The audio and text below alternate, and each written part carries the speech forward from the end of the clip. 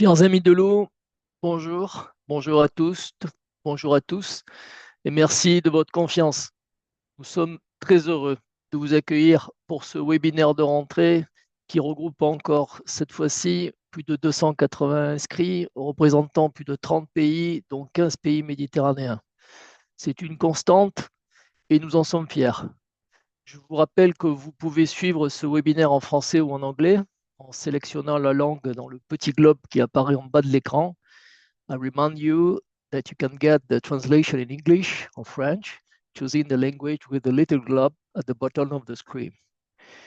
Chers amis de l'eau est en feu en Méditerranée et nous regardons ailleurs. En feu, d'abord à cause des conflits au Moyen-Orient. Un cessez-le-feu doit intervenir le plus rapidement possible, que ce soit sur Gaza ou sur le sud Liban.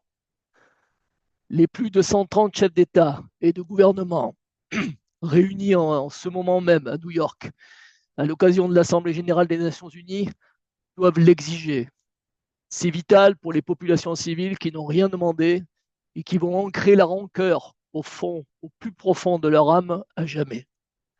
Ce n'est l'intérêt de personne, sauf peut-être des extrêmes.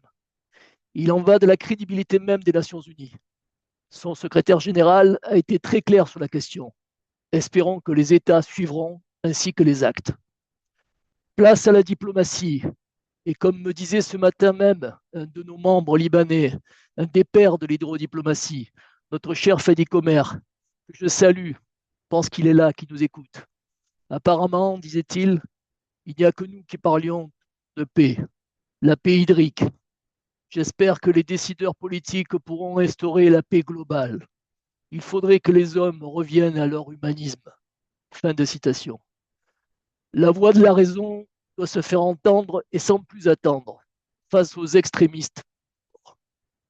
Chers amis de l'eau, c'est la raison pour laquelle, aujourd'hui, malheureusement, nous ne pourrons pas avoir la présentation du cas du Liban, comme cela avait été programmé avec le ministère de l'Énergie et de l'eau et l'intervention de notre cher Mona Faki, son directeur de l'eau, notre ami, à qui a dû, pardon, excusez-moi, qui a dû quitter son domicile, se réfugier hier soir même, plus au nord de Beyrouth. Et nous le regrettons tous. Mona, si tu nous entends, ce programme étant enregistré, tu pourras nous entendre. Bon courage. Nous sommes tous de tout cœur avec toi et nous espérons que la situation va rapidement s'améliorer et que tu pourras nous présenter prochainement le cas du Liban. En Méditerranée, l'eau également est en feu à cause de la chaleur qui y règne et ses conséquences sur l'accélération des situations hydriques extrêmes, sécheresse chronique et ses impacts sur la disponibilité de la ressource en eau comme pluies diluviennes et leur cortège de morts et de désastres. Plus aucun pays méditerranéen n'est épargné. Cette fin d'été et début d'automne, malheureusement, nous apportent son lot de catastrophes. L'IME a lancé cette série de webinaires en mars 2023. Depuis, nous avons pu présenter les cas de 10 pays méditerranéens dans l'ordre: France, Tunisie, Malte, Maroc, Espagne, Jordanie, Algérie, Albanie, Égypte et Turquie, et aujourd'hui Grèce, en espérant le Liban très bientôt. Cette série de conférences avait initialement pour but de nous permettre de regrouper suffisamment de situations pays actualisées en vue du 5e Forum méditerranéen de l'eau dont vous avez pu voir le petit film récapitulatif en introduction et du 10e Forum mondial de l'eau de Bali mai 2024, ceci dans le cadre du processus régional méditerranéen mené par l'Institut méditerranéen de l'eau en partenariat avec l'Union pour la Méditerranée, et je salue ici le représentant. Vous pourrez tous retrouver le rapport final des conclusions méditerranéennes du 10e Forum mondial de Bali sur notre site internet, ainsi que l'enregistrement de notre webinaire dédié au forum qui a été réalisé en juin dernier sur notre chaîne YouTube. Suite au forum de Bali, la décision a été prise par l'IME de poursuivre les thématiques du 5e forum en vue de les compléter et surtout de mesurer les avancées d'ici le 6e Forum méditerranéen de l'eau qui devrait avoir lieu à Rome, en Italie, comme vous le savez, fin 2026 ou début 2027, avant le 11e Forum mondial de l'eau de Riyad, Arabie Saoudite, qui devrait se tenir en mars 2027. Ceci en fonction de la date finalement retenue par les Nations Unies pour la prochaine conférence mondiale sur l'eau. À ce propos, pour ceux qui ne seraient pas au courant, je vous informe que les Nations Unies, à travers son secrétaire général, M. Guterres, ont nommé Mme Retno Marsudi, actuellement ministre des Affaires étrangères de la République d'Indonésie, envoyée spéciale pour l'eau. Ceci avait été programmé en 2023 lors de la conférence internationale des Nations Unies sur l'eau. La décision est prise maintenant. Elle assumera ce nouveau rôle à l'issue de son service gouvernemental à partir du 1er novembre 2024. Parmi les missions qui lui seront confiées figure la préparation de la conférence des Nations Unies sur l'eau dont je vous ai parlé et qui doit avoir lieu aux Émirats arabes unis fin 2026. Le choix de Mme Retno Marsudi n'est pas neutre. En tout cas, c'est comme cela que nous accueillons ce choix à l'IME. Elle a directement participé à l'organisation du 10e Forum mondial de l'eau de Bali. Elle connaît les enjeux et elle pourra, nous l'espérons tous, jouer un rôle positif dans le rapprochement des Nations Unies avec le Conseil mondial de l'eau d'abord et le Forum mondial de l'eau ensuite. Et je vous rappelle qu'au sein du Conseil mondial de l'eau, l'Institut méditerranéen de l'eau occupe un poste de gouverneur jusqu'à fin 2025. De notre côté, nous sommes en train de rédiger notre feuille de route pour la période 2024-2027 et nous ne manquerons pas de vous en faire part dès que celle-ci aura été validée par notre comité scientifique et technique. Vous avez tous reçu la note de concept relative à notre conférence de ce jour et je remercie vivement les représentants de la Grèce, le docteur Petros Varelidis, secrétaire général pour l'environnement et l'eau du ministère grec de l'environnement et de l'énergie, ainsi que le professeur Evangelos Baltas, directeur du laboratoire d'hydrologie et de gestion des ressources en eau de l'école de génie civil de l'Université technique nationale d'Athènes. Bienvenue, messieurs, à l'Institut méditerranéen de l'eau. La Grèce est un pays très représentatif des enjeux de l'eau en Méditerranée. Depuis plusieurs années, le pays fait face à une situation hydrique tendue, aussi bien à travers une sécheresse chronique et ses incendies à répétition que des inondations ravageuses. Il offre aussi, comme nos amis maltais, l'expérience de la gestion hydrique dans les îles. Sujet majeur du dernier Forum mondial de l'eau de Bali, l'Indonésie étant formée lui-même de plus de 16 000 îles. La Grèce est également un pays qui a choisi d'unir eau et énergie dans un même ministère, comme cela est le cas également au Liban ou à Malte. Et c'est également le choix de notre série de webinaires dès le départ. Être capable d'alimenter les réflexions liées à la thématique eau, énergie, alimentation et environnement, le fameux WEFE pour nos amis anglo-saxons, objet d'une des 6 sessions menées par l'Institut méditerranéen lors des forats de Tunis et Bali, et thématique centrale de l'Union pour la Méditerranée, nos partenaires, ainsi que du Global Water Partnership, que je salue ici pour ses travaux sur ce thème central. Tout ceci va être détaillé par François Gerber, vice-président de notre comité scientifique et technique, qui a animé toute la série de webinaires depuis mars 2023. Bravo François, la parole est à toi. Je reviendrai vers vous en fin de conférence pour vous donner quelques informations sur l'actualité de l'IME d'ici fin 2024. François, the floor is yours.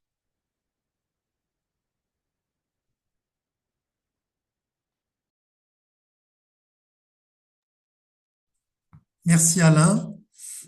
Bienvenue à tous les participants.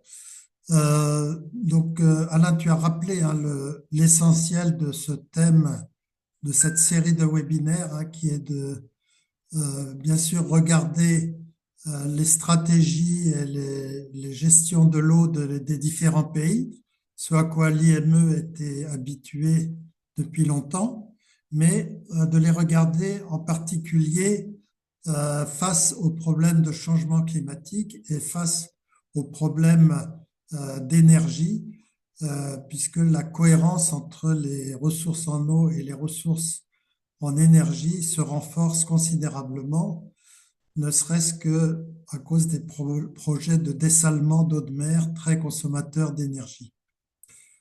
Je voulais donc juste, avant de présenter les orateurs, donc juste vous rappeler, plutôt vous faire savoir que cette conférence a été préparée aussi en lien avec un jeune étudiant grec qui faisait ses études, la fin de ses études en France, Nikolaos Papanikolaou, qui nous a aidé à prendre ses contacts et qui a lui-même élaboré, dans le cadre de son stage, sous la supervision de l'IME, un rapport sur la Grèce que l'on pourra éventuellement diffuser sur les problèmes de l'eau en Grèce. C'est une constante de l'Institut méditerranéen de l'eau d'essayer de promouvoir les étudiants et les jeunes professionnels. Alors, voilà, je vais vous présenter maintenant brièvement les orateurs. Je leur demande de parler lentement parce que nous avons le temps et aussi parce que les interprètes doivent pouvoir bien exprimer tout ce qu'ils auront dit en anglais, bien le traduire en français. Pour les participants, donc vous n'aurez pas la possibilité de poser vos questions parce que directement nous sommes trop nombreux de les poser oralement, mais vous pouvez les poser sur le chat et je me ferai l'interprète des principales questions directement auprès des orateurs à la fin de leur exposé. Voilà, donc je vais vous présenter maintenant donc Monsieur Pietros Varelidis, que je remercie beaucoup de nous consacrer du temps, car il a un poste très important au niveau du ministère de l'Environnement et de l'Énergie de Grèce, puisqu'il est secrétaire général de l'Environnement et de l'eau. Et il a également une grande expérience internationale, puisqu'il a représenté son pays dans différentes instances telles que l'Agence européenne pour l'environnement. Donc, Monsieur Varelidis, je vous passe la parole. The floor is yours. Vous pouvez parler 10-15 minutes ou même un peu plus si vous voulez. Nous allons passer les diapositives à Thank you votre. very much. Thank you very much. Thank you very much. You can hear me, huh? Right? Yes, that's Okay. good. Okay. So let's go to the next slide. Let me say that Greece, it's a country that has water. Still, there is a water scarcity problem. So what we have done, first of all, is to map the different geographical regions, to map the problems that we face in each and every different region. We have 13 regions. This is geographical distribution of the country, but it's also an administrative way of dividing the country. And I don't want to go through all this, but the substance is that even in regions that have a lot of water, such as regions that are in the western side of Greece, where we have high rainfalls, still, even there are areas that face water scarcity problems. And obviously, these problems are more acute in the areas that are in the eastern side of the country, that has much less rainfall, and even more so in the islands of the Aegean Sea, especially the islands that are in the South Aegean Sea, where you can say easily that these areas are arid areas. And on top, they face the challenge of seasonal fluctuation of the demand for the drinking water because of tourism. Of course, the seasonal fluctuation is an issue also in agricultural areas because the water demand in the summer is much higher than in the winter. There are also areas that combine the irrigation needs and the touristic needs, where you have two seasonal peaks coincide that create even greater problems. And these problems, let's go to the next slide. We have some general findings. So the water supply issue has to do both with irrigation and drinking water. In theory, the drinking water is different from the irrigation water, but in practice, they come from the same water sources in most of the cases. So sometimes problems that appear to be problems of drinking water, in reality, it is the overexploitation of water for agricultural use that does not leave any sufficient quantities of water for drinking purposes. So there is a need for an integrated approach to water supply, drinking water supply, irrigation, and also flood management, because in some areas that we have a huge shortage of water in the summer, we have floods mostly in the fall, in September, October, because you have very sudden storms with very high precipitation in a very short period of time. There is also high dependence on groundwater. Something like 70% of the water needs of Greece are covered through groundwater. And that is despite the fact that there are enough surface waters. And the agricultural sector is responsible for 85% of water uses that peak between April and August period. And of course, the climate crisis is worsening the situation. Now, I want to say something about the climate change. Climate change means higher temperatures, higher mean temperatures. In reality, that means higher moisture. So could mean also higher precipitation. The thing is that the geographical distribution of the precipitation, of the water precipitation, and the way the rain falls has changed, and that creates the problems. And also part of the problem is that we don't get as much snow as we used to on the mountains.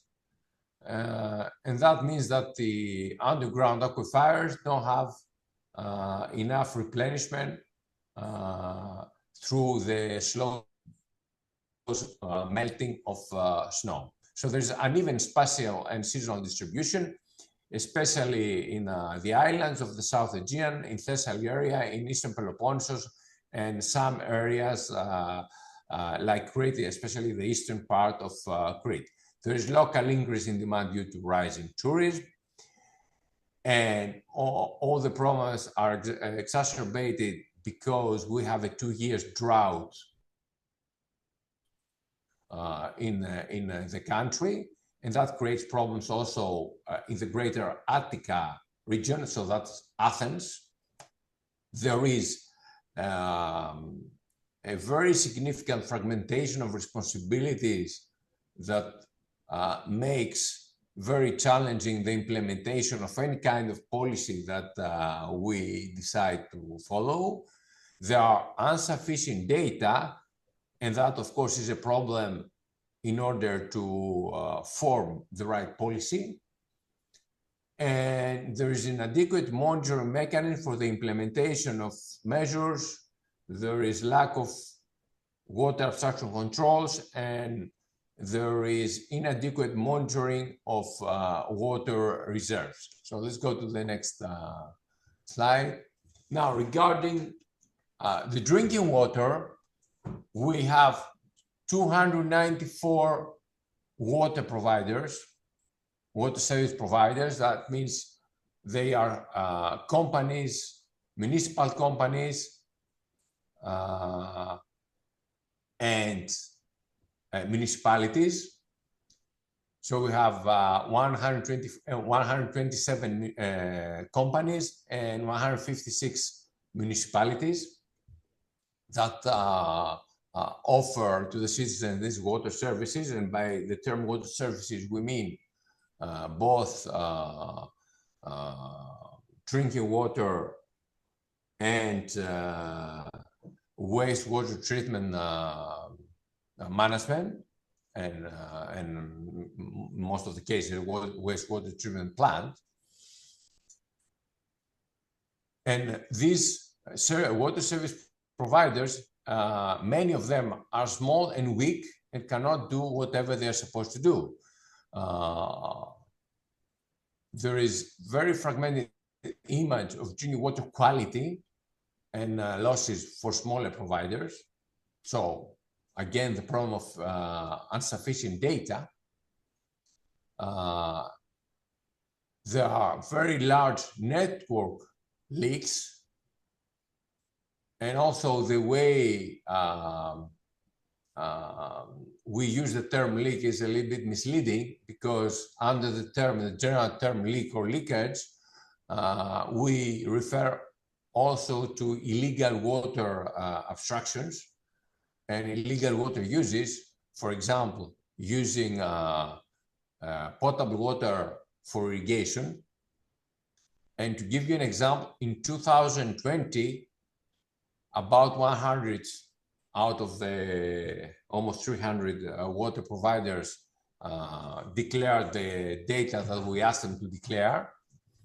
And there we see that the reported leakages vary from 1.3%, which is impossible, to 99.7%,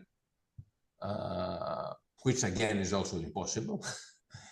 And 29 reported water leakages above 60%, 29 out of the 100, more or less. And 3 have reported leakages over 99.5%. So many also providers don't have any digital mapping. Most of them don't have any digital mapping of their water supply network. They don't have systematic recording of the quantities they consume. So it's very hard to prioritize the necessary interventions in the required projects. Regarding the cost recovery, in theory, there is the obligation of cost recovery, but in substance, we see that there is a huge range of cost recovery according to what they have declared, the water service providers have declared, varying from 1%. And we're talking about drinking water. I repeat, it's drinking water, not irrigation water. 1% to 322%. So we a huge variety on this cost recovery issue. And due to the lack of comprehensive overview of the situation, there is, as I said, an inability to prioritize necessary projects by the central administration.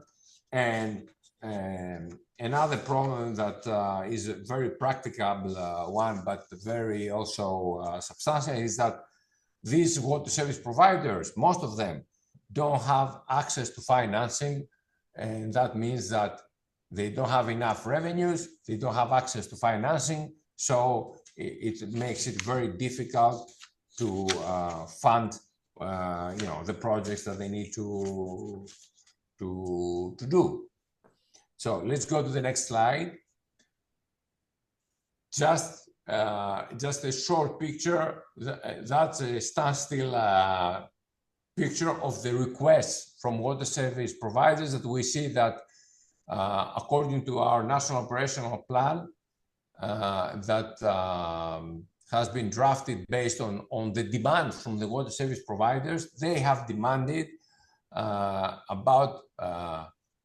they have declared that their needs for infrastructure project is over 6 billion euros in capital investment. So you understand that we're talking about huge amounts of money that they request in order for them to be able to do their job properly. So let's go to the next slide.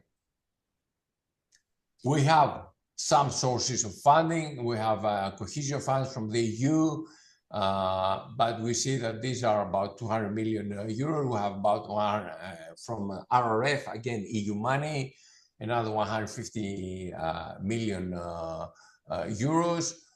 We have for our national budget about 80 million euros.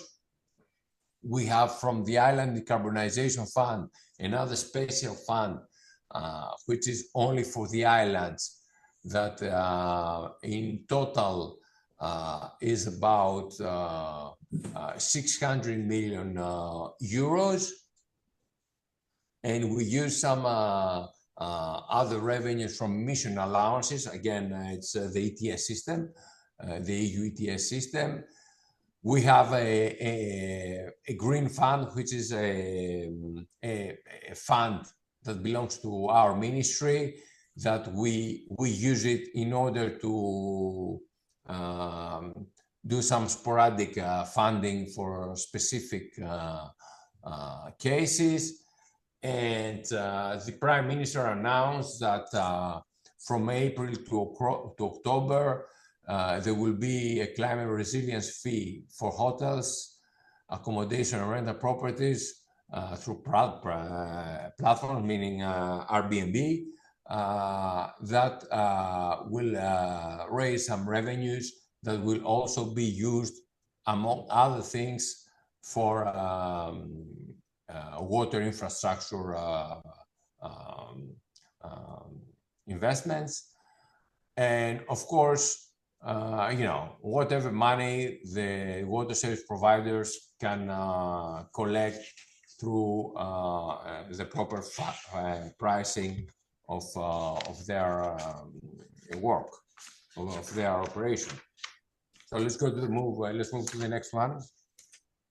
Regarding desalination projects, and I hear that desalination, the desalination is very expensive, and indeed is very expensive. But there is a catch here. Desalination projects indeed have a high energy cost, but in Greece, energy, some hours per day, is extremely cheap, is almost zero price. And these are the hours that we have the photovoltaics and the windmills operating, meaning during the day. So during the day, because we have a surplus of renewable energy coming from photovoltaics and windmills, we have a very low cost of energy, and that means that we can use, we can operate more intensely the desalination plants during the day in order to use the advantage of the low energy cost. And there we, because the needs are very many for desalination project, we have come up with some criteria on how to prioritize these projects. You know, the leakage rate being one of them, the existence of a master plan, so that we know that whatever is proposed is part of an overall solution. The leakage rate is a criterion, because if you have high leakages, it doesn't make any sense to build a new desalination plant. You need to rectify the leakages.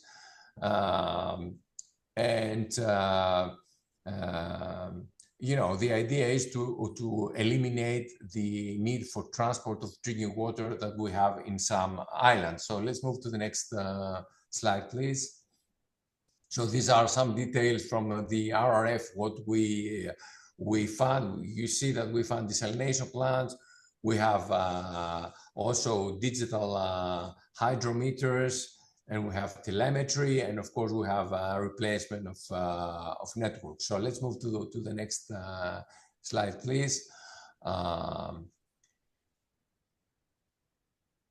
These are some things that we have done that have to do with securing resources, updating the water river basin management plans. We have also established a regulatory authority for supervision of water service providers, because we have come up to the conclusion that the ministry cannot do that sufficiently, and it's difficult to fight with the mayors if you are the central government that is elected by the people, whereas if you have a regulatory authority independent of the government, it's easier to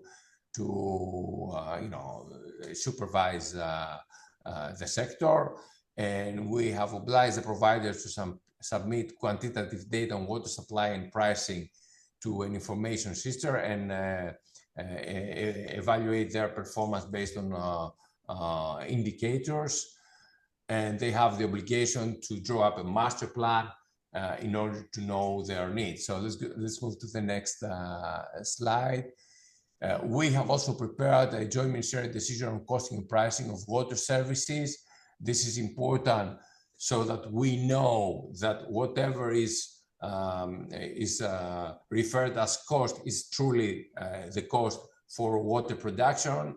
And we know that everybody measures the cost the same way, and then there's a methodology for the pricing and some basic rules in order to have a better and more fair price for the citizens, and a better cost recovery without really increasing the price for the average citizen. So let's move to the next slide. Another thing we do is that we form the water service providers. We want to create stronger providers. So instead of about 300 water service providers, we will reduce them to about 60 to 70 water service providers by expanding the Athens Water Company to neighboring regions, and also the Thessaloniki Water Company to neighboring regions. And then for the rest of the country, we'll have one water service provider per regional unit as a general rule in the mainland. And we will also use the Athens Water Company, which is the strongest one. It's NSA, is in the stock market, to support small, island water service providers that don't have enough capacity to perform their job properly. So let's move to the next slide. We also have commissioned a study in order to have accurate climate models per region, because right now we don't know what is going to be the effect of climate change to the different regions in a proper geographical scale that allows us to have a meaningful policy. We have very general predictions that refer to Eastern Mediterranean, but you cannot implement and draft policies based on such general predictions. And we plan many desalination plants, a separation of irrigation networks from potable water networks. We have some saving policies, such as an action for the hotels, for the use of gray waters in the hotels. It's partially funded by TUI also, in order to have 30% savings in the hotels, and some other supporting actions, such as simplification of desalination permitting, facilitation of wider use of seawater in swimming pools, so that seawater replaces potable water that is used now in many cases. digital mapping of boreholes and water supply networks and infrastructure, the implementation of water service providers to draw up master plans, mandatory water tanks in arid areas for new buildings, and full mapping of networks. So let's move to the next slide. Now there we have 80 million for immediate works, public works that need to be carried out in the next 2 years, and we have pinpointed the areas that are in greater need, and we're going to put the money there. Let's move to the next slide. This is the Athens water system.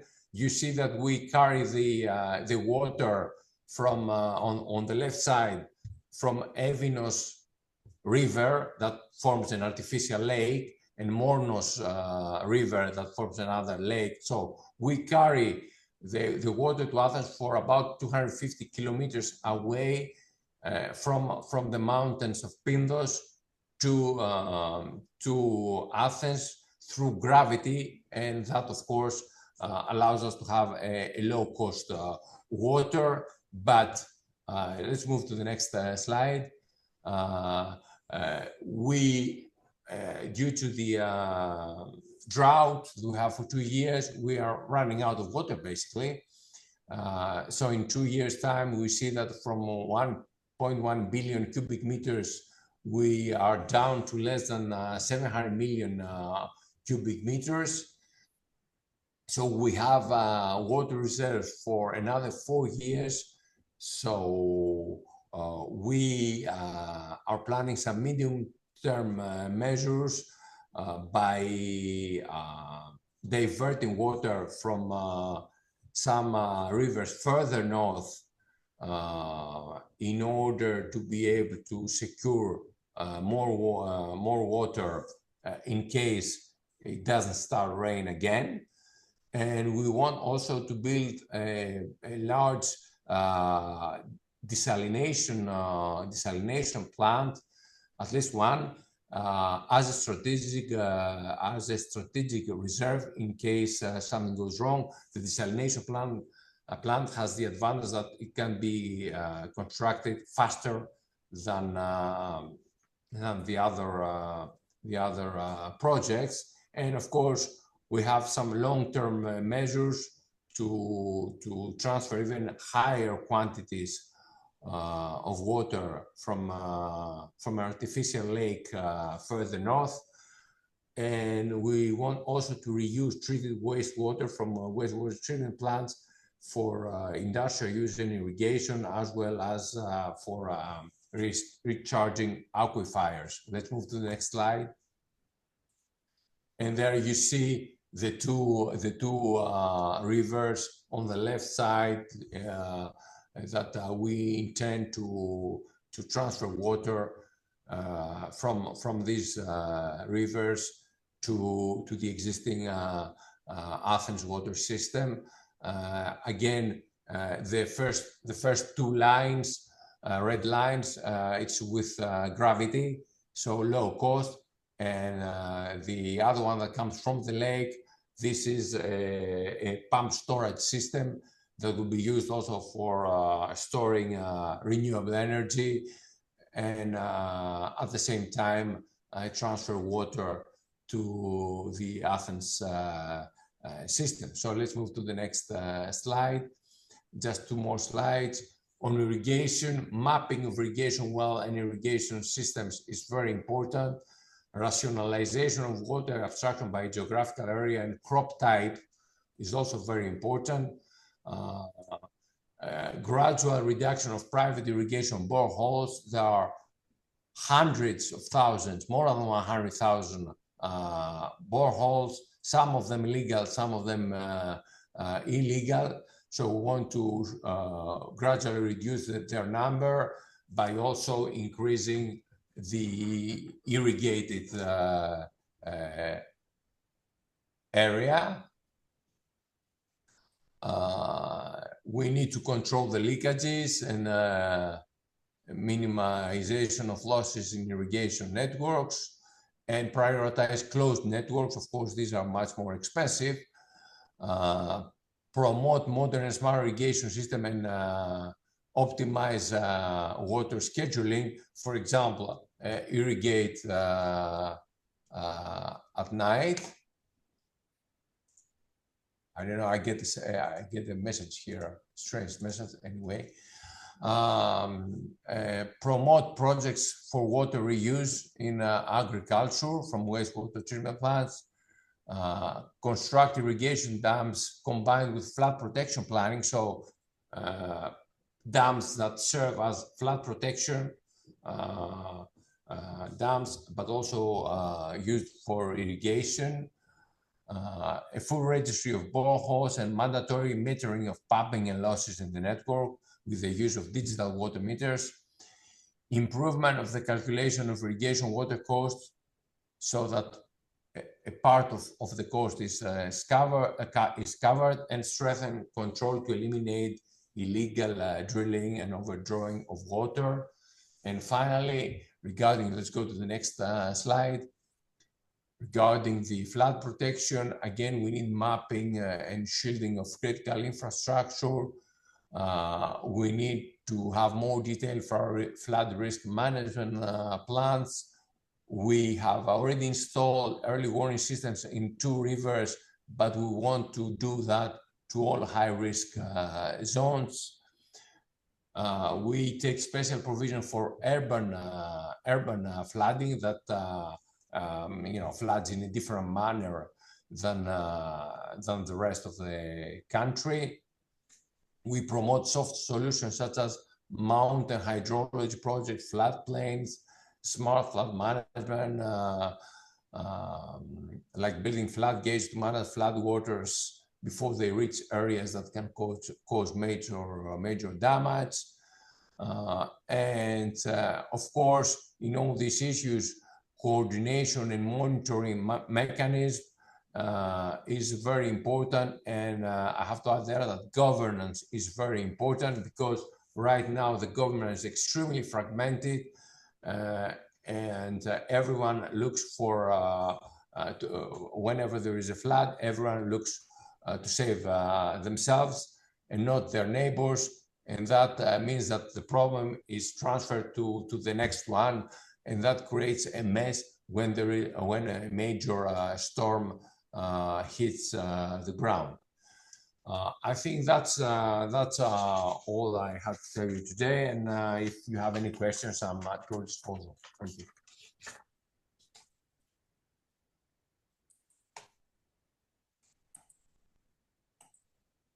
Ok, donc merci beaucoup, Monsieur Varelidis. Je vous remercie parce que cette présentation est vraiment très complète sur l'ensemble des questions de l'eau. Et vous l'avez présentée de façon tout à fait factuelle, hein, je crois, sans masquer les difficultés et les points d'amélioration. Nous en avons tous dans tous les pays. Hein, donc, c'est justement ça qu'il est intéressant de partager dans notre réseau international. Quelles sont les difficultés et qui a réussi à peut-être avancer un peu ou à aller un peu plus vite que les autres et peut faire partager son expérience. Alors, justement, il y a une première question qui est revenue de plusieurs personnes concernant l'information.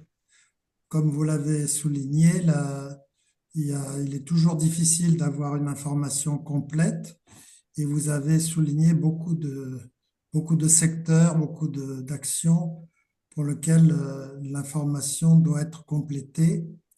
Ça fait partie d'ailleurs du rapport qu'a fait notre étudiant aussi, hein, d'ailleurs il l'a souligné, parce que la difficulté, c'est le coût de collecte de l'information. Souvent, on pense que c'est les bases de données qui coûtent cher, mais l'information inutile pour remplir les bases de données, ça coûte beaucoup plus cher. Alors, il y a une remarque qui est intéressante là de ce que l'on voit se développer de temps en temps pour faire face à ces difficultés, c'est les nouveaux outils, Internet, etc., qui permettent de collecter des informations sur la base du volontariat. Donc, un des participants a signalé, par exemple, l'existence d'une application qui permet à chacun de signaler une fuite d'eau, par exemple. C'est un système là, qui est disponible. Nous n'avons pas l'expérience à l'IME de cela, mais on sait que ces outils peuvent contribuer à la collecte d'informations. De même, sur les interruptions du service d'eau, la présence de forages, etc. Tout ça peut être collecté éventuellement de façon volontaire par les individus. Donc, je ne sais pas si vous souhaitez dire quelque chose sur ce sujet de l'information, parce qu'il y a quand même un système national d'information sur l'eau qui existe. Can Est-ce que vous I pouvez... comment? Oui, allez-y. Yes. You know, when, as I said, we have about 300 water service providers for drinking water only. If we take on board the irrigation water, we're talking about over 1,000 water service providers. So many of these service providers are very weak. Maybe they have one or two persons. So these two persons, they need to deal with everything. So of course we have platforms that they fill in the data, and we have told them what data we need exactly.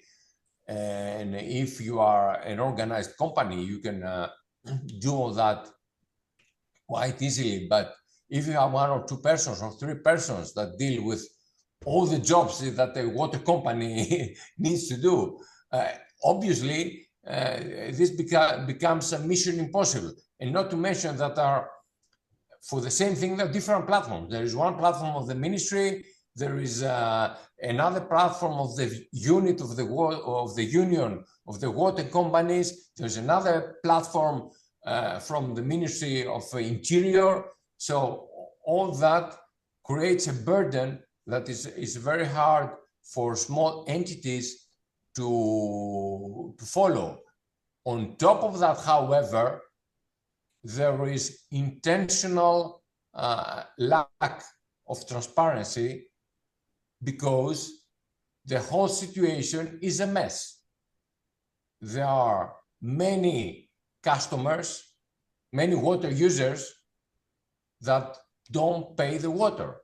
And they don't pay the water because the truth is that they don't pay the water because they are well connected with the mayor of the area. They are friends with the mayor. They have a swimming pool. You know, swimming pool consumes a lot of water, so, you know, they're friends with the mayor, so they don't pay the water. There's no water meter. There is a lot of stealing of water.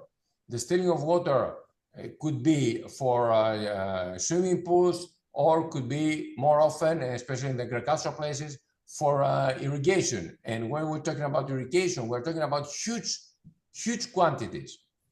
So in order for all this not to come on the surface, they don't give any data.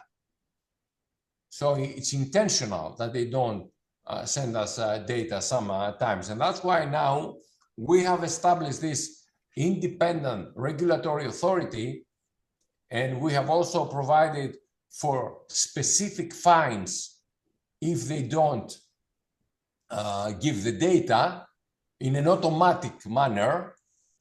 And since it's an independent regulatory authority, it has nothing to do with the government. So the mayor cannot call, you know, the minister or myself and put pressure on me. And then, I know that I have elections in 6 months' time, so I need to be, cautious on how I deal with whatever issue the mayor says. So it's an independent authority with 5 years term, no matter what government it is there. So it's much easier for them to impose fines and supervise properly the sector. And at the same time, we increase the size of water service providers so that we cut the line between the municipality and the customer. Because right now, every municipality has a water company. So there's a direct link between the mayor and the consumer. But now we create bigger entities, so we cut this link. So no mayor can play ball alone. Okay, that's the idea. So hopefully that is going to improve a lot the current situation. Oui. Merci beaucoup. Merci beaucoup. Cette évolution que vous avez décrite, on l'a connue et observée dans d'autres pays. Je voudrais poser alors une autre question, peut-être une dernière question pour ne pas abuser de votre temps. Question qui a été posée donc à propos de l'Europe, l'Union européenne, puisque la Grèce fait partie de l'Union européenne. Donc, nous sommes habitués dans tous les pays européens à réagir en fonction de directives. Et vous n'avez pas cité spécialement ces directives, mais tous les thèmes qui ont été évoqués correspondent 2060, yeah, à certaines directives. Donc, la question serait simplement celle-ci.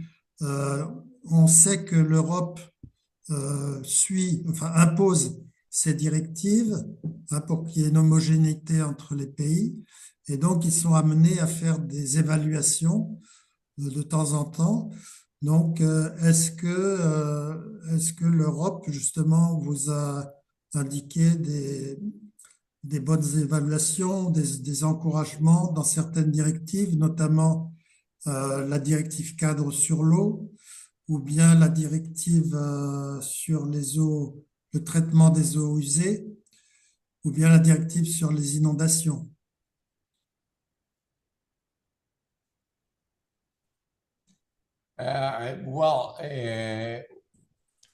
On the Water Framework Directive, the European Commission has never gone to the level of detail that we're discussing now. And that is also, I think, part of the problem, because the water river management plans and also the flood risk management plans, they are very generic, very strategic. They are not, operational plans. So unfortunately, I mean, I understand why, but I'm saying that as a result, this is an unfortunate result. The European Commission never looked at the detailed level that really reaches the everyday life of the citizen, like the issues that we talk now about, the water quality and the water sufficiency, and the proper pricing and costing, all these things. They have a more general approach because the EU is a big area, so they can't look at every little detail. On the wastewater treatment plants, of course, there are some areas in Greece that lack the proper wastewater treatment facilities based on the obligations that come from the wastewater treatment directive. So particularly, it's some municipalities in the Attica region, but I consider these as sporadic problems. These are not the main problems. The main problem with the wastewater treatment facilities is to find a way to ensure that the very many wastewater treatment facilities that operate in Greece, over 100, they operate properly. Because the small ones, especially in Ireland, because of the lack of capacity, they don't operate properly. So one of the reasons that we do all this reform with water service providers is exactly to ensure that you have the proper capabilities to run properly a wastewater treatment plant that at the end of the day, it's a plant. So you need some engineers to run it properly. But I also have another question I see here in the writing about the rivers that we intend to divert to transport water to the Athens water system. So just for that, let me say just one word, that the quantity that we're going to divert is less than 5% of the water quantity that these rivers have, and it's going to be used only when there is a water shortage. So hopefully never. So it's going to be a safety measure. If needed, it will be used. So there's going to be a small dam, something like 5 meters high, and a tunnel that will divert the water, and a gate that will open or close depending on if you want to use that water. So it's not going to be a major ecological disruption. I mean, because we take so much water. The water quantities that we're going to divert are not so significant. OK. Merci beaucoup. Je crois que... François, si tu permets, j'avais... Oui. Yes, I have a specific question for you, Mr. Varalidis. I didn't see in your presentation the organization of water in Greece. I mean, do you have the organization like we have in France or Spain or Italy, like a basin agency in charge of the management of the resource of water in the basin, or in the river basin, for example, etc.? And are you participating in the RIOB? I mean, it's the Association of Basin Agency of the World. So, and what are the relation you have, the ministry, with the operators? Is it through this agency, if they exist, or directly? For example, with EDAP for Athens, and what kind of relation you have with them? Yes. Thank you very much. I didn't expand on the governance issue because it's a very complicated issue. I can understand, yes. As usual, as usual. So, and the geography of Greece is different than the geography of France. And that also plays a role. We have many islands that are, one world by its own. So it's a special case. But as regard drinking water, we have these two big companies, EIDAP in Athens and EIAF in Thessaloniki, and we try to make them bigger because they operate properly, well, or let's say much better than the other ones. There's no comparison. They operate in a very professional manner and they provide excellent quality water. But the other companies that are municipal companies, the two big companies that are SAs are supervised by us, by the ministry, but all the others, which are about 280, are supervised by the Ministry of Interior, which creates really a mess because the Ministry of Interior, in theory supervises everything. So it doesn't supervise anything at the end of the day, anything sectoral in reality. And regarding the irrigation water, again, we have more than 1,000 water service providers that are supervised by the Ministry of Agriculture. And that is why, starting with the Thessaly region, we have come up with a new organization that we took all local water service providers and we put them under one roof, one organization.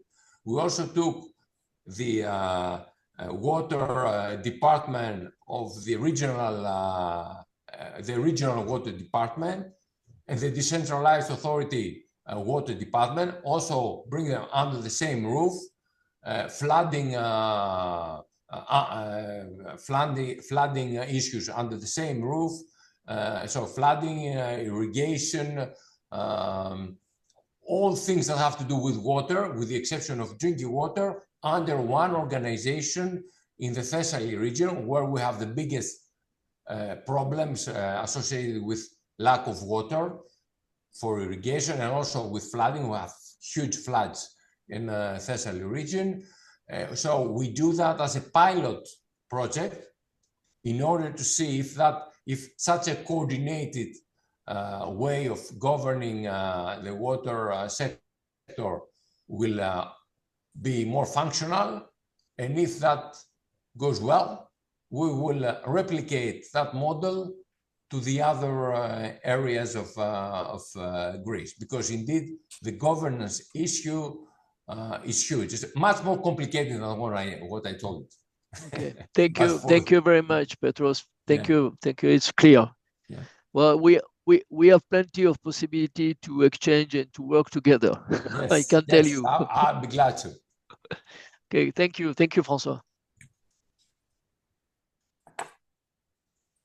Et donc, à mon tour, je remercie chaleureusement Monsieur Varelidis. On pourrait continuer à parler longtemps, mais merci pour nous avoir consacré ce temps.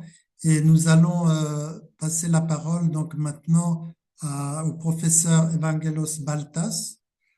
Donc, le professeur Evangelos Baltas est très expérimenté puisqu'il a plus de 30 années de travaux dans le domaine et d'enseignement dans le domaine de l'eau sur plusieurs aspects, hein, l'aspect hydrologie, mais également la gestion de l'eau, la gestion des inondations et le changement climatique. Et je ferai une mention spéciale puisque dans tous ces travaux, il a bien intégré l'aspect informatique, hein, puisque il a été à l'origine de la création du centre hydrologie et informatique de la Grèce. Donc, Monsieur Evangelos Baltas, je vous laisse la parole. Thank you very much, and thank you for the invitation for today's very interesting presentation by Dr. Varelidis, and also I'm expecting many questions about the water resource management, not only in Greece, in Europe, or everywhere. Okay, my topic, I just wanted to make it a little bit more challenging, is advanced approaches for integrated water resources management in Greece. What are the next steps in order to manage water? And of course, I don't know how much time I have, but I can go in some very, very, definitions about what is integrated water resource management, because it's a really heavy word. It's just taken by Professor Greek at the Colorado State University. It has to do with measures, constructive or not, in order to control water resource systems, natural, river basins or artificial reservoirs, and the purpose is human and environmental benefit. And then it comes down to Professor Laux in Cornell University and from Global Water Partnership, and it has to do with procedures coordinating both growth and management of natural resources in order to maximize the social and well-being in a fair way, taking into account the compromise concerning the sustainability of vital ecosystems. And now we all have seen this picture is out of the 17 goals in Paris, 2015, is the sixth goal that it has to do with water and sanitation, the pathway to a sustainable future. It has to do with the water efficiency, the integrated water resources management, the water-related ecosystems, the water quality, sanitation and hygiene, and finally, the safe vice versa way, safe drinking water. Okay, by going on this about Mediterranean, this one has to do with that in Mediterranean region, warming is 20% faster than the global average. 2 degrees of Celsius global warming will reduce precipitation about 10 to 15%. In Mediterranean, 2 to 4 degrees would reduce precipitation by up to 30% in Southern Europe. That is Mediterranean. Coastal zones face heightened disaster risk, including flooding, erosion, and desalinization of river deltas. Mediterranean is home to more than 510 million people, and by 2050, water demand is projected to double or even triple. Impacts will exert additional pressure on already strained ecosystems and on vulnerable economic and societies. Water temperature is expected to rise by between 1.5 and 1.8, and 3.5 degrees of Celsius by 2100. Here is the advance that I was talking in previously and in the, let's say, in the title. It has to do with share system of environment and economic accounts for water.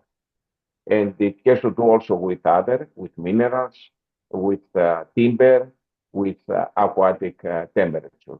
And this is a deal between the natural and the river basin districts, let's say, the nature and the economy. So it's a measurement framework linking environment and economy. The core concept of this are the natural inputs, products, and residuals, the environmental assets, stocks, and flows, and supports integrated environmental strategies and decision-making for future planning, promotes sustainable use of resources based on the capacity to provide inputs to the economy. And this is here, it has to do with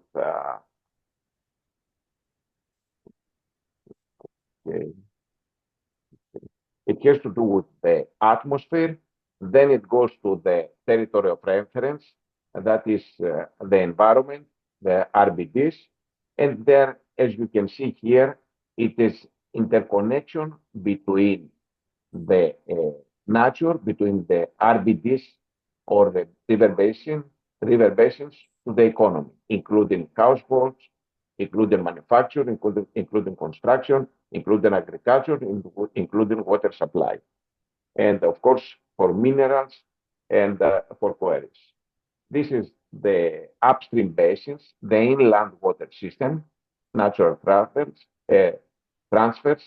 This is the economy, and this is here when we're talking about water resources management. We have to have in our minds the artificial reservoirs, the physical lakes, the river and streams. There is no glacier, snow, and ice, the groundwater, and the soil water. And the opening stocks here, we're talking about water accounts, so there is an opening stock of water resources on different time or space scale. Then we go to the additions to stock, it's like a market. After that, we go to the abstraction, as you can see here, for each sector, surface and groundwater, and then is the closing stock of water resources. That is opening stocks plus increases in stocks, minus decrease in stocks. That is the closing stock here for the surface water, for the groundwater, and soil water. And this is types of water flows based on the share on the system, on this platform, from the environment to economy, inland water resources and other sources, within economy, let's say from agriculture to manufacture to construction and so on, and from economy back to the environment. And this is when we're talking about economy, the main economic sectors under the international standard industrial classifications. For each one, it has to do with agriculture, forestry and fishing, the ASIC 1 to 3, mining, manufacturing and construction, electricity supply, water supply, sewerage systems, all other industries, and of course, households. And that is the spatial and temporal scales. Water statistics can provide data for water management at many geographical levels, ranging from local levels and the level of river basin to national and multinational levels for groundwater waters. The choice of spatial reference for the compilation of water accounts ultimately depends on the data needed by users and the resources available to data producers. The choice of spatial scale is important, as countries may experience significant geographical variation in the availability of water. For example, areas of very high or very low rainfall and national aggregates may not accurately reflect the issues facing particular countries. It is recognized internationally, as well as in Europe, that a river basin is the most important special reference for integrated water resource management. And when integrated or collected water data, it is important that the reference periods for the different data items be aligned. Here is this from assets, from inland water resources, collection of precipitation, abstractions from sea. It has been already mentioned before by about desalination in the Greek islands. And they go to the economic sectors. So from assets to economy, the flows, and the vice versa, from economy back to assets, even through using technology that have to do with water uses for the use of water for different water uses. Now it comes to the ECRINS. ECRINS is a European catchment and river network system. National Technical University of Athens have been involved for many years with EA about, let's say, engaging for all countries in Europe, both hydrological data and geographical data. So set of data in the form of GIS for the European Hydrographic Network, developed based on the Corinne land cover of JRC, Corinne land cover WFD, Water Framework Directive, is based on the functional elementary catchment with mean area of 62 square kilometers and total number for the entire Europe, 181,000. The areas have internal structure such as FEC, sub-basins, and FRBD, functional river basin beaches. FECs have analytical coding for operation and analysis in GIS environment and includes water bodies such as lakes and reservoir and river networks. Here are the FEC for the entire Europe that I mentioned before. This is the SB, again for the entire Europe, 425 sub-basins with median and maximum size. And here are the 109 RBDs for the entire Europe. And now, and that's the main European river network based on the all geodata for Europe just by involving the ECRINS platform. This is Europe. All the systems in Greece come from west, northwest, or southwest. So that is the 14 water districts that have been mentioned before. In my personal opinion, and we can discuss later on, that's too many for me. And here is the mean rainfall for the last 40 years. And one can, excluding the Greek islands, Aegean islands. And here one can see, let's say, 1,300 something millimeters per annual rainfall down in Athens, that is the capital, more than 4 million people, 410. And if we go to the Greek islands, it is less than 300 millimeters per year.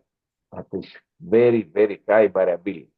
And the reason for that is that all the weather systems that causing precipitation comes from west and due, of course, to the orography of the area.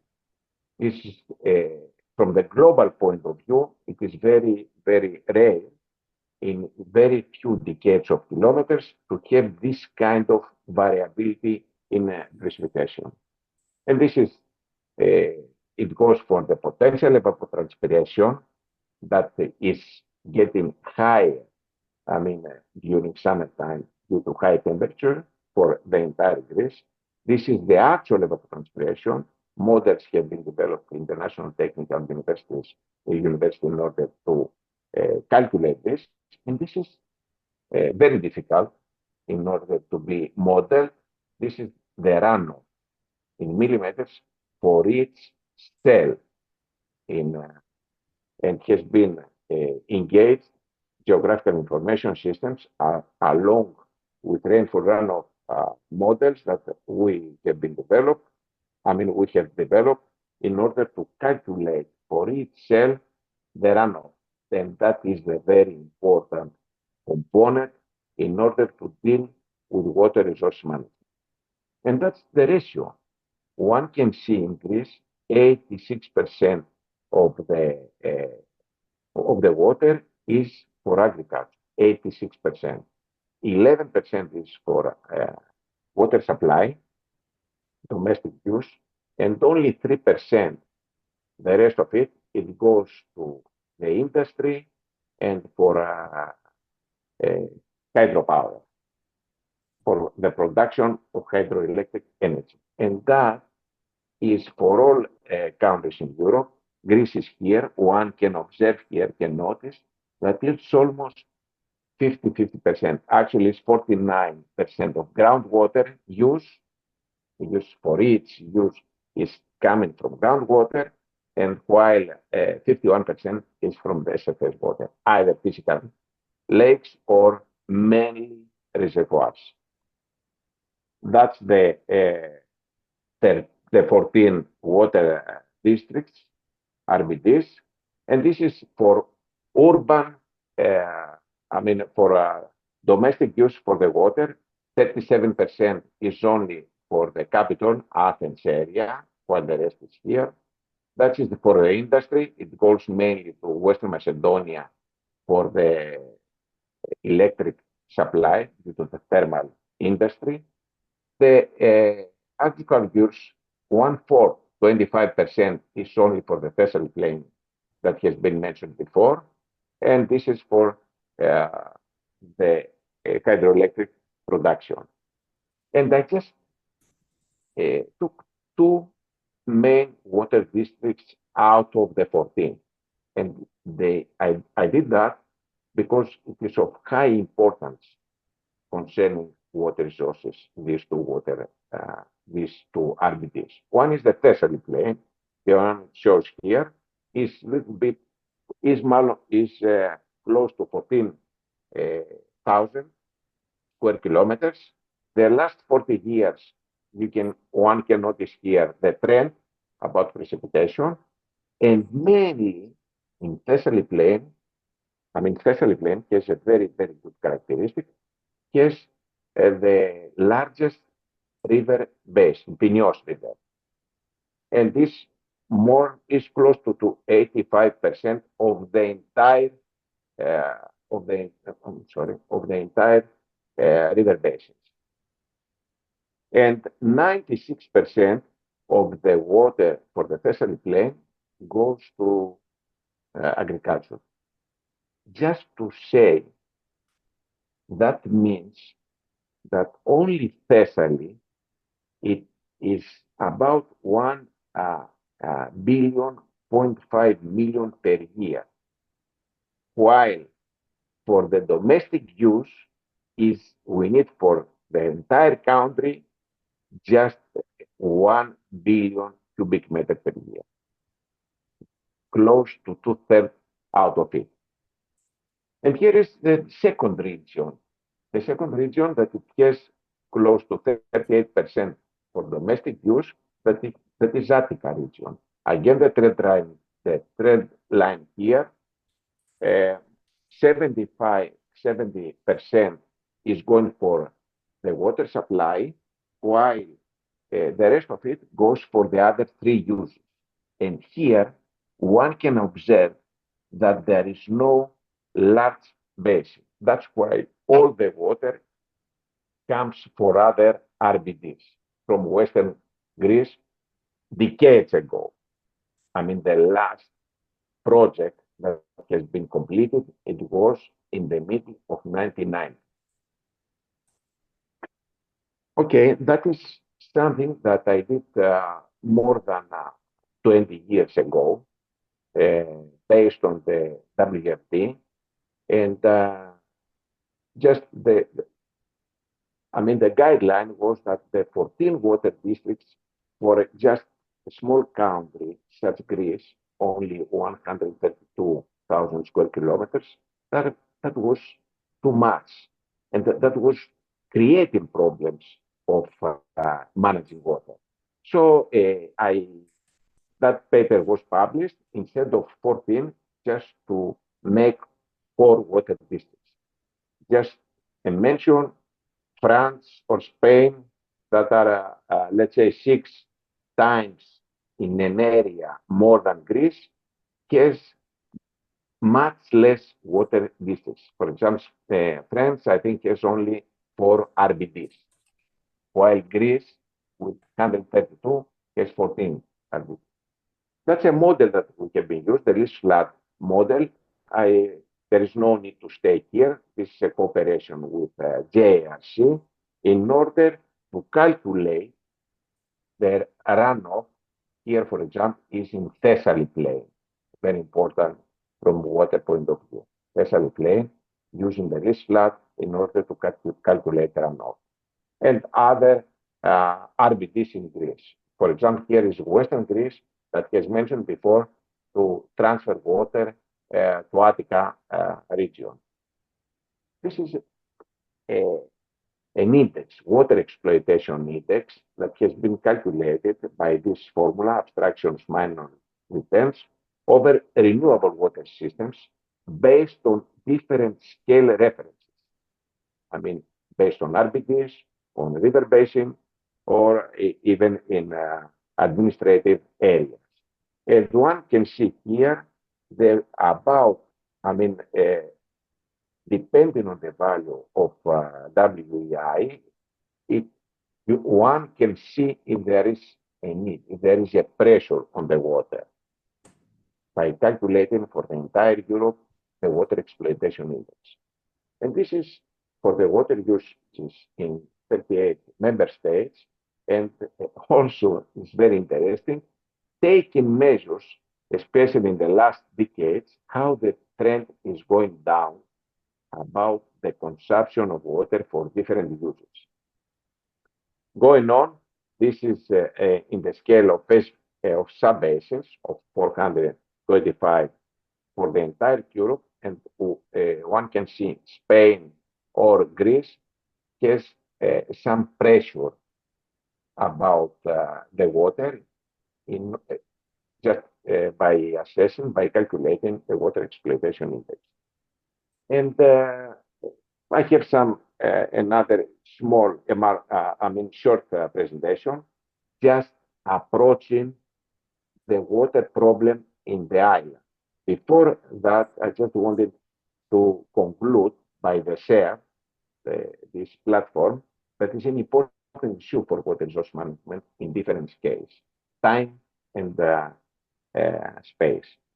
The scale of time and space is very also crucial factor to assess complex issues in the integrated water resource management, assessing of climate change impacts on ungauged basins, on partially monitored catchments, climate and hydrology interconnections.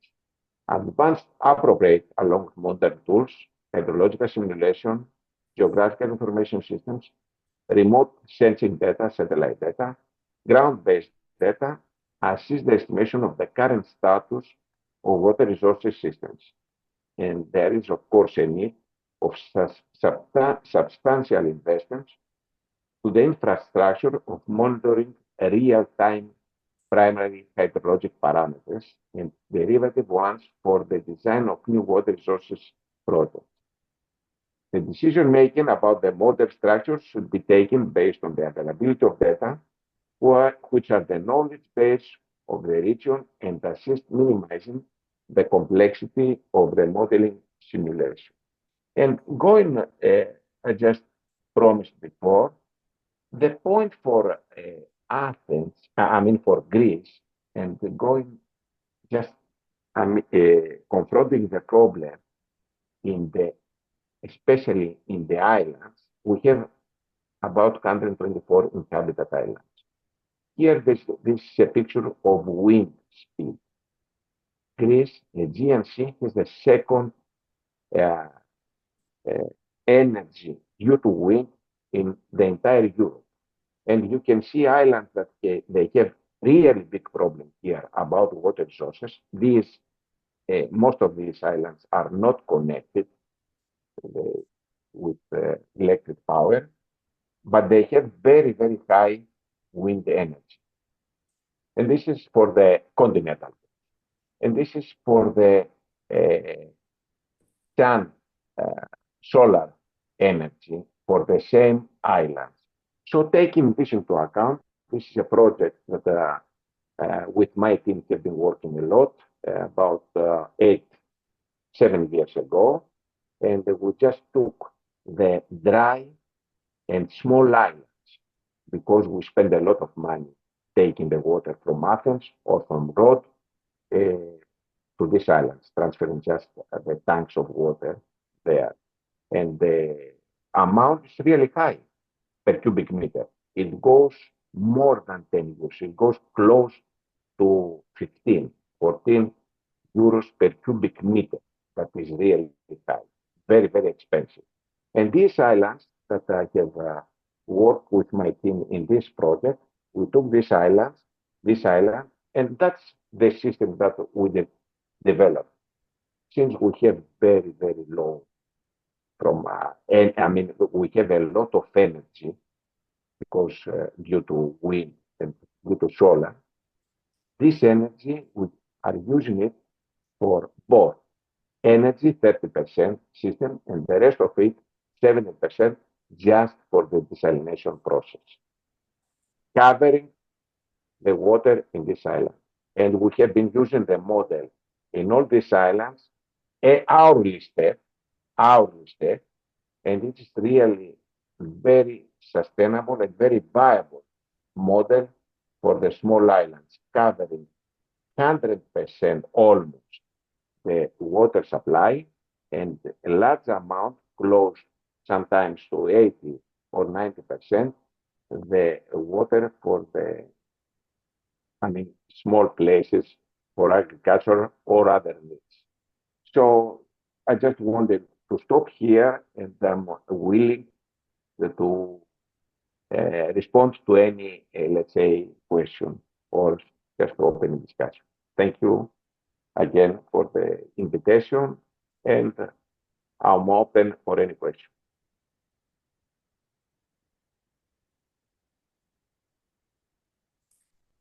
Donc, merci beaucoup Monsieur Baltas pour ces présentations.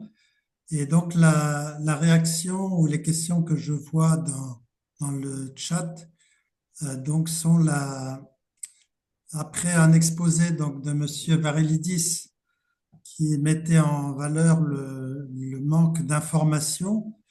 Là, au contraire, vous nous présentez des graphiques, des cartes très, très détaillées, donc sur la base d'informations précises et qui montrent donc l'intérêt de faire ces exploitations d'informations. Mais la question, donc, c'est comment avez-vous fait pour compenser l'absence d'informations fiables ou d'informations complètes pour arriver néanmoins à produire ces graphiques et ces analyses? Si vous pouvez répondre à cette question. Okay, thank you for the question. That's a real problem because we don't have plenty of reliable data. But wherever we get data, we develop models in order to use regional models in order to transfer hydrological information from one river basin to the other one that we had data to the other one that we didn't have data. So we developed and implied models, hydrological for that. That's always uncertainty in this kind of data.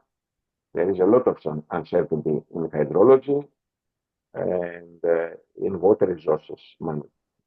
So, and in these figures, of course, I have to say that there is some uncertainty, but all these results are taken or involved with statistical tests. They are efficient ones in order to make interpretation about a project for water resources.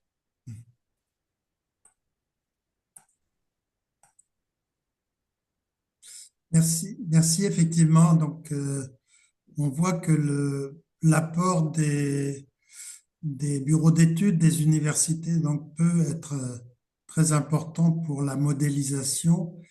Et comme vous venez de le dire, la modélisation peut-être est attachée de certaines incertitudes, mais permet quand même de donner des ordres de grandeur et quelquefois des conclusions assez certaines. Alors, il y a aussi eu des questions, puisqu'on a parlé du dessalement. Le dessalement, donc, qui est une nécessité dans certaines îles en particulier, mais que l'on voit de plus en plus étudier avec des projets dans la Méditerranée. Donc, la question, bien sûr, la question numéro 1, c'est l'énergie. Alors, vous avez expliqué et M. Varelidis aussi, que la situation pouvait être très favorable grâce à des énergies renouvelables, notamment dans les îles ou dans les régions du sud, également l'énergie éolienne. Donc on peut avoir ce surplus d'énergie qui permet de développer des outils de dessalement. Mais certains ont souligné donc la deuxième difficulté, si on peut dire, du dessalement, c'est son impact environnemental éventuel. Donc, est-ce que avec le rejet donc le rejet en mer ou dans des zones saumâtres, le rejet donc d'eau très salée, très concentrée, qui peut causer des problèmes à la faune aquatique.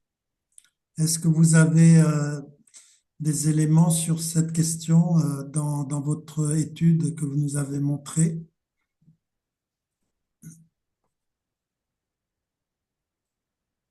Of course, I mean, this is why we put criteria. These are small islands. It's less than 1,000 inhabitants in this island. So the amount of desalinated water is such small that is not going to create any problem, first of all. Secondly, we are using only rejected energy. I mean, we're not using any, let's say, energy that is going. Rejected energy means that it doesn't have to go to the system. You are using a small panel or let's say, a wind turbine, and it is good enough to desalinate the seawater. And all my model, I have been using high energy. For example, although nowadays it has been decreased, we are using for each cubic meter, let's say 5-6 kilowatt hours. So there is no problem about the residues. There is no problem about the energy. There is a problem, to my opinion, transferring water from Athens to the small key clusters or transferring water from roads to the small dodecans. That's a lot of money. Okay, Mr.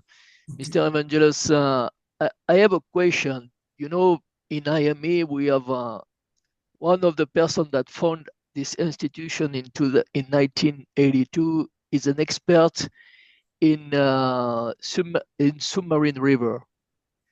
And in Greece, you have a lot of river submarine.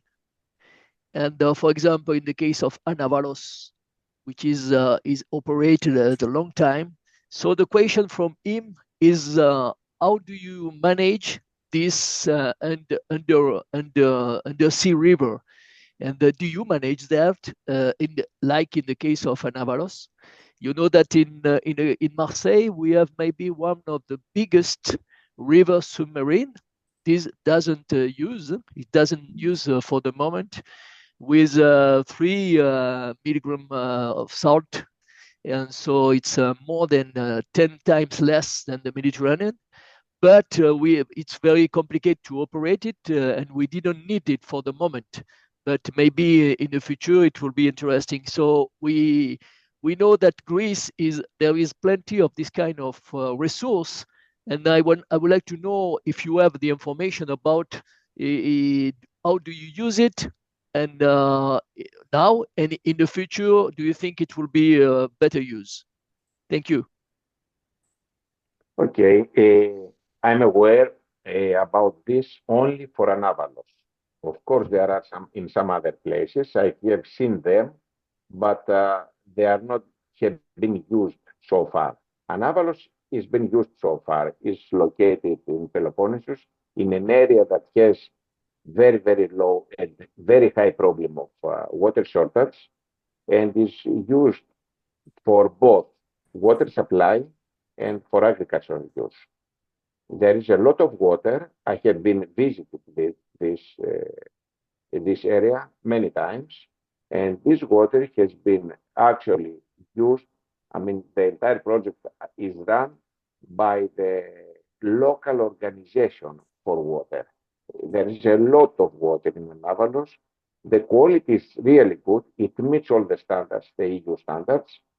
And I mean, it comes from the middle of Peloponnesus, and it's amazing. It's a lot. I mean, it's per hour. I remember some thousand, a few thousand cubic meters. And okay, thank you. And it's really amazing because I have not seen any dam in the sea. This has been developed, I think, many years, 40 or more years ago, actually, firstly by German. And then I haven't seen anywhere in the world a dam in the sea. I don't know who of you has visited Anavalos place, but that's it.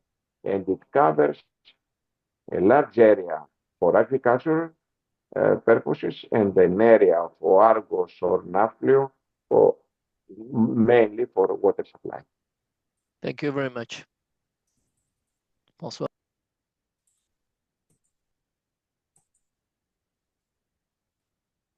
Bien, je pense On peut peut-être s'arrêter là, François, oui, pour je les, pense pour les que je ne questions. vois pas d'autres questions. Donc, je pense qu'on pourrait s'arrêter là.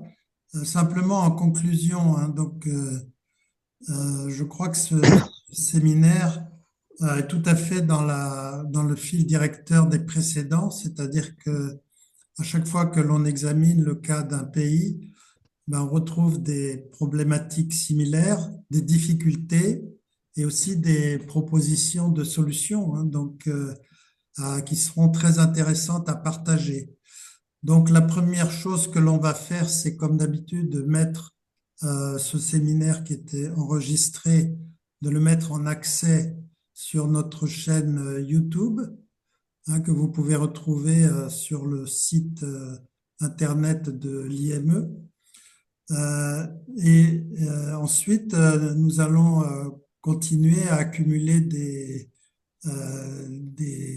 informations détaillées sur les différents thèmes qui ont été évoqués. Jusqu'à présent, donc, on s'en est servi dans les forums, que ce soit à Tunis ou à Bali, hein, pour illustrer des projets, des orientations. Et si on continue à travailler sur ce thème, je pense qu'on sera en mesure d'élaborer une sorte de guide à l'attention des gestionnaires et des planificateurs. Comme l'a dit tout à l'heure Monsieur Varelidis, il y a des grandes théories, des grandes théories, et tout le monde applique la théorie, mais il faut aller un petit peu dans le détail pour voir si c'est concrètement efficace. Et je crois que c'est ce qu'on a vu aujourd'hui, le détail des difficultés, le détail du quotidien et des opérateurs qu'il est intéressant de travailler pour améliorer les performances, même si on est dans un cadre relativement commun avec des agences de bassin, avec des services d'eau et des réglementations, des régulateurs. On trouve ça partout, mais il faut regarder dans le détail comment bien en tirer parti. C'est la même chose. Quelqu'un a proposé par exemple, sur l'impact environnemental, hein, des installations de dessalement. On entend beaucoup de discours un peu généraux. Est-ce qu'on pourrait pas regarder un peu plus en détail qu'est-ce qui pose problème et qu'est-ce qui, en général, ne pose pas de problème pour faire progresser notre connaissance mutuelle? Voilà, donc je vous remercie en particulier les orateurs qui nous ont apporté ces éclairages. Merci aux participants aussi d'être aussi nombreux. Et donc, ça n'est qu'une étape dans notre cheminement futur. Voilà. Merci François, merci pour cette organisation, merci pour le temps que tu consacres et je pense que c'est effectivement très important. Merci aux deux intervenants, vraiment merci beaucoup. Ça nous a permis de nous éclairer sur la situation en Grèce, qui certes n'est pas simple, on a pu le constater, hein, mais en tout cas, et sur l'avenir de nos relations avec la Grèce. Je crois aussi qu'on a certainement des choses à échanger. Encore une fois, l'IME, c'est une plateforme d'échange des bonnes pratiques, donc on est là pour échanger sur l'ensemble des bonnes pratiques concernant la gestion et le suivi des ressources en eau d'une manière générale, qu'elles soient conventionnelles ou qu'elles soient non conventionnelles. Merci beaucoup. Donc, je vais me permettre maintenant de vous donner quelques informations sur ce qui va se passer d'ici la fin de l'année en ce qui concerne l'Institut méditerranéen de l'eau. Donc, tout d'abord, nous allons finaliser notre feuille de route avec le comité scientifique et technique dans les jours qui viennent. Et dès qu'il sera prêt, on vous en fera part. Mais avant de vous annoncer un certain nombre d'événements qui vont se dérouler d'ici la fin de l'année, je voulais vous profiter de cette occasion pour demander à Laurent Pacou, qui est expert au sein de l'IME, de bien vouloir nous présenter en 2 minutes la réponse à l'appel à projet Interreg NextMed que nous avons mené donc au mois de fin cette année, au mois de juin, et dont les réponses seront données en début d'année prochaine sur un projet concernant la Turquie, la Tunisie, l'Italie, la France, piloté par l'IME et qui s'appelle donc Baywatch. Donc si on peut donner la parole à Laurent, ça serait très bien pour qu'en 2 minutes, il nous présente ça. Merci Laurent. Ida, si tu peux lui passer la parole, ça serait bien.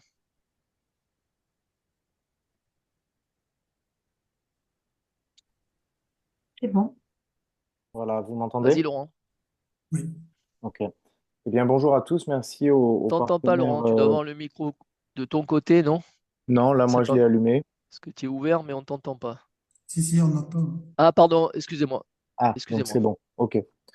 Donc, bonjour à tous. Merci aux partenaires grecs. Merci beaucoup à l'IME de ce webinaire et de ce petit temps là, donné sur NextMed. C'est toujours intéressant puisqu'on est tous des partenaires méditerranéens. de s'informer sur ce sujet. C'est en fait des plans de financement de coopération internationale qui sont menés par la Commission européenne, qui met environ 220 millions d'euros sur plusieurs appels à projets pour des petits projets de 1,5 à maximum 2,5 millions d'euros et qui vise à structurer des coopérations internationales entre les acteurs. L'eau est l'un des sujets que peut aborder ces coopérations internationales. Et donc, l'IME s'est lancé dans l'aventure de construire une proposition qu'on a soumise en mai dernier et on attend l'évaluation, disons, espérons fin d'année, début d'année prochaine, pour savoir si ce projet important pour l'IME pourrait se faire. L'objet du projet qui a été monté, c'est de rassembler la Turquie, l'Italie, la Tunisie et la France autour des sujets de gestion intégrée des zones côtières, le constat étant qu'il y a énormément d'impact des activités urbaines sur les écosystèmes et les eaux littorales et donc travailler à améliorer les moyens d'observation et d'action pour la conservation de nos écosystèmes littoraux. Voilà, Alain, merci beaucoup. Merci Laurent. Donc on aura l'occasion d'y revenir hein, parce que pour l'instant on est candidat. Donc je crois qu'il y a plus de 635 propositions. Donc on a le temps de voir ça. Donc ensuite, eh bien, pour vous informer qu'en fait nous avons l'Institut méditerranéen de l'eau avec un certain nombre de partenaires même un grand nombre de partenaires, a finalisé à l'occasion du Forum mondial de l'eau à Bali la phase 1 du projet d'Observatoire mondial des ressources en eau et non conventionnelles et des énergies renouvelables dédiées à travers la réalisation, l'organisation d'un high-level panel qui regroupait à Bali deux tables rondes, une qui, avec la présence d'un certain nombre de ministre égyptien, le ministre turc, secrétaire d'État italien, donc le directeur de la société d'irrigation d'Arabie Saoudite, la présence du représentant de la Palestine, également de l'Espagne, et également de Aquafed, la Fédération internationale des opérateurs privés, l'International Desalination and Reuse Association. Voilà, je dois en oublier certains. Ça, c'était la première table ronde, c'est-à-dire ceux qui prennent les décisions et ceux qui opèrent en même temps. Donc, sur l'intérêt de créer un tel observatoire. Et la deuxième table ronde avec les bailleurs de fonds qui regroupaient la Banque mondiale, la SFI, la Banque asiatique de développement, la Banque africaine de développement, la Corporation andine de fomento pour l'Amérique latine, etc. Donc on a fait ces deux tables rondes et les conclusions de cette high level panel qui avait été préparée en collaboration aussi avec François Garber, aujourd'hui animateur de ce webinaire, et nos amis de la FAO et d'Aquafed. Donc on était trois à préparer cet événement. Donc Aquafed représentant la partie industrielle et urbaine et la FAO bien sûr la partie agricole. Suite à cela, donc avec cela, on a terminé la phase 1 donc cette mission que nous avions de la part du Conseil mondial de l'eau, qui aujourd'hui reste l'initiateur de cette démarche et du projet lui-même. Nous, on a conclu là maintenant cette première phase. Et maintenant, il appartient au Conseil mondial de l'eau de donner comment dire, l'impulsion pour attaquer la deuxième phase, qui est la phase de création de cet observatoire. Et je m'arrêterai juste là pour vous dire qu'en fait, il y a un fort intérêt de la part de la FAO pour financer la création, cofinancer en tout cas, pour démarrer la création de cet observatoire au niveau mondial. Voilà, donc ça c'est une information importante. Aujourd'hui, l'IME a terminé son travail sur la phase 1. Pour votre information aussi, je suis moi en tant que gouverneur au Conseil mondial de l'eau en charge de la task force correspondant à ce projet au sein du Conseil, mais à titre bénévole, en collaboration avec l'Office national d'électricité et d'eau du Maroc, comme co-chair, et puis d'autres que nous avons regroupés autour de ça et avec qui on va donc continuer, avec l'accord du président du Conseil mondial de l'eau, proposer la suite à donner à cette affaire et nous tiendrons bien sûr au courant. Ensuite, nous allons participer, beaucoup d'entre nous vont y être d'ailleurs, de l'ensemble des pays méditerranéens à l'Assemblée générale du RIOB, c'est-à-dire du réseau international des agences de bassin, des organismes de bassin, qui aura lieu à Bordeaux du 6 au 10 octobre prochain, avec un passage de témoins du Maroc à la France pour la nouvelle présidence.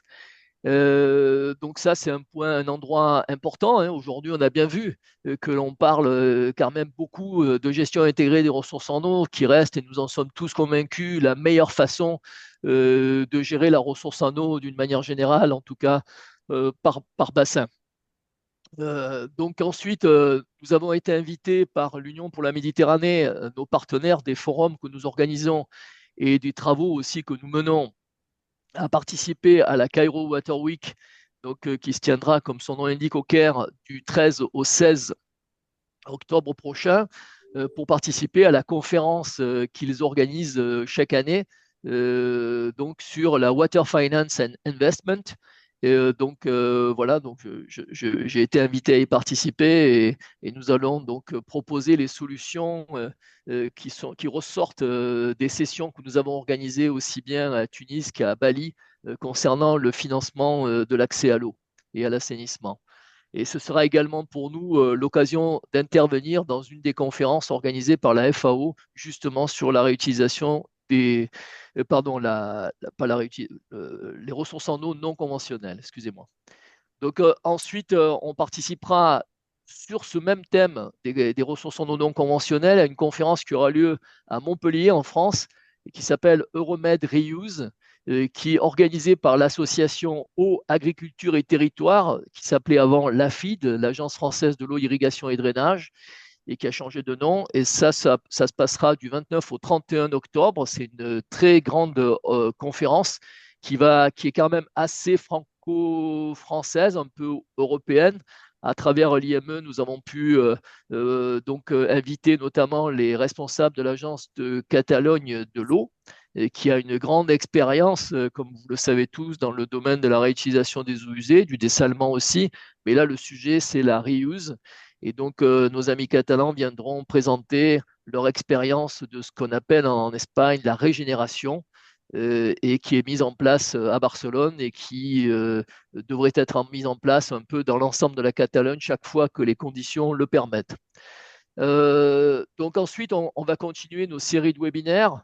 Donc fin octobre, certainement, on organisera un nouveau webinaire encore, je pense, sur cette même thématique qu'aujourd'hui, avec normalement le cas de l'Italie et j'espère le Liban, sinon bien un autre pays méditerranéen.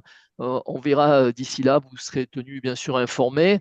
Un autre webinaire pourrait avoir lieu fin novembre, ou alternement, ou de manière alternée avec celui d'octobre, on verra, pour permettre à nos nouveaux membres de présenter leur activité, ce qu'ils font. Nous avons un certain nombre de nouveaux membres qui ont intégré l'IME à l'occasion de l'Assemblée générale du mois de juillet dernier, et notamment ISKI, qui est quand même le plus gros opérateur méditerranéen, puisqu'il gère l'ensemble de la population de cette belle ville d'Istanbul, aussi bien en eau qu'en assainissement. Ensuite, nous vous présenterons, comme je vous l'ai dit, la nouvelle feuille de route courant décembre, en tout cas avant la fin de l'année, pour présenter les actions, les priorités sur lesquelles l'Institut méditerranéen de l'eau va travailler avec vous les membres. Et nous allons essayer entre-temps, de poursuivre nos travaux au sein, bien sûr, du Conseil mondial de l'eau en qualité de chair, comme je vous le disais, de président de la Task Force Observatoire des ressources en eau et énergie renouvelable, avec comme co-chair l'ONI. Et puis, donc, nous mettrons également à profit cette période pour avancer avec nos amis italiens sur les conditions d'organisation d'un prochain forum méditerranéen de l'eau à Rome, fin 2026, début 2027, en tout cas avant le forum mondial. Et donc ça, s'il y a des conditions, une définition du projet, enfin, etc., d'ici la fin de l'année, début de l'année prochaine, donc de manière à bien se coordonner avec le Conseil mondial de l'eau et les négociations qu'il mène en ce moment avec l'Arabie saoudite pour organiser le 11e forum mondial. Donc voilà, ça c'était à peu près les événements qui, d'ici la fin de l'année, on aura l'occasion d'y revenir chaque fois à l'occasion de nos webinaires. Je vous souhaite à tous la paix, avant toute chose, avec une pensée particulière pour nos amis palestiniens et libanais, et en espérant les retrouver bientôt avec nous, parmi nous. Je vous donne rendez-vous donc fin octobre pour notre prochain webinaire, et comme tous les précédents webinaires, vous pouvez retrouver celui-ci, comme le disait François, sur notre chaîne YouTube dès la semaine prochaine, je pense, en version française et anglaise pour ceux qui étaient inscrits et qui n'ont pas pu participer. Merci à toutes et tous pour votre écoute, votre fidélité, et je vous dis à bientôt. Au revoir.